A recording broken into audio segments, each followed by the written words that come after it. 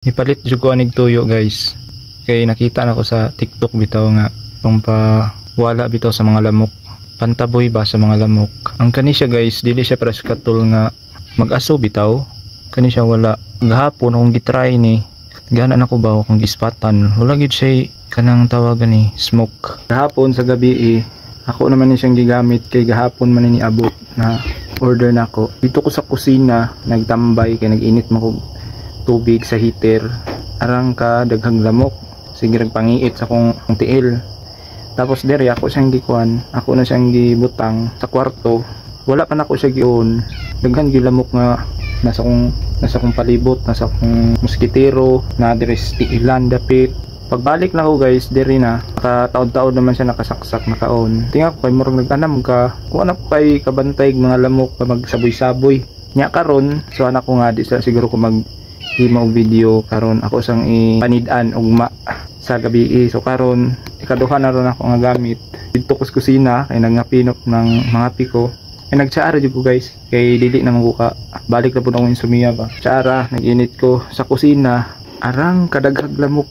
Sige pangiit na sa bitaw sa ubos kung dili man gani isa akong hita pa akon nasa akong bukton pati akong naong pa akog lamok. Ang ako magkong kwarto guys kay duol og kuan sa kabintana.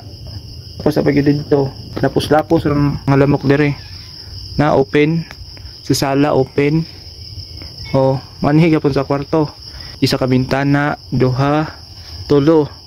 Wa pa ko nagamit ani guys mga lamok guys diri nas maski ni kurtina gas tambay kung dili magani diri sa akong moskitero kilid karon wala na dali ra dai ni siya i-assemble guys or i-set up nimo imo ra ni siyang tuyokon diri naman ni siya i-cover ay taklob tama ni siya ang taklob, nakataklob na siya guys na imo ra ng tangtangon nya imo dai nang siyang i-insert dere imo ra nang ituyok i-sure lang nimo nga higpit na siya ba dili na matagak nya ang iyang pagkabutang na guys naka vertical ngani gyud siya posisyon ang kani if dili ngani ang porma sa inyong saksakanan pwede po na siya iyan na kung amo adiri man i-on din ani mo dere isa lang nimo ka-click.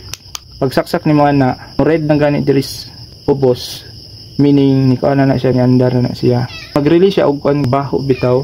Mo ding nakabutang siya nga safe sa mga bata or mga babies bitaw kay dili siya isog sa ilong. Mara to guys ang akong honest review ani